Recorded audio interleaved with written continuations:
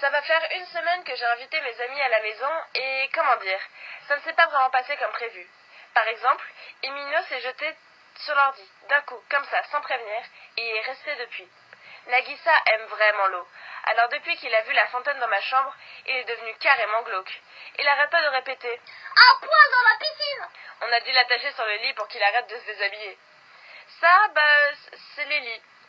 On ne l'a jamais vue bouger et elle n'a jamais parlé. On ne sait même plus si c'est une plante ou un garde.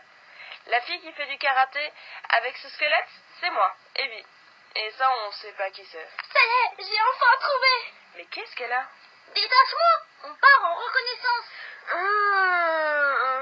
Tout à fait d'accord avec toi. Je l'ai toujours su, je savais qu'ils étaient liés, moi. Oh, tais-toi et laisse-nous voir. Aïe. Quoi? Mais c'est ça qu'elle cherchait depuis tout ce temps?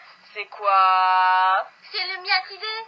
C'est l'ancêtre commun du chien et du chat. Il est apparu il y a environ 54 à 38 millions d'années.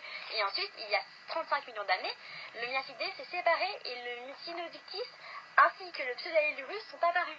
Le Cynodictis est l'ancêtre du chien et le Pseudaiurus celui du chat. Bah oui, même qu'après, le Cynodictis devient un loup gris qui ensuite devient grâce à l'homme petit à petit, en 33 000 ans, le chien domestique d'aujourd'hui. Et même que pour le Pseudaiurus, lui, il devient un chat sauvage qui sera domestiqué 3 000 à 4 000 ans avant Jésus-Christ. Sachant qu'il y a 1,8 million d'années, en Italie, le chat sauvage était apparu. Et en plus, le myatridé, il était partout sur la planète. Il avait aucun lieu fixe. Oui, d'ailleurs, puisque le loup gris suit l'homme, il est spécifiquement proche de l'humain et donc a des lieux précis pour sa domestication. Chine, Grande-Bretagne, Allemagne, France, etc. Et pour le Pseudaiurus, qui n'a pas de lieu spécifique, il est apparu en Europe, Asie, Amérique du Nord au Miocène.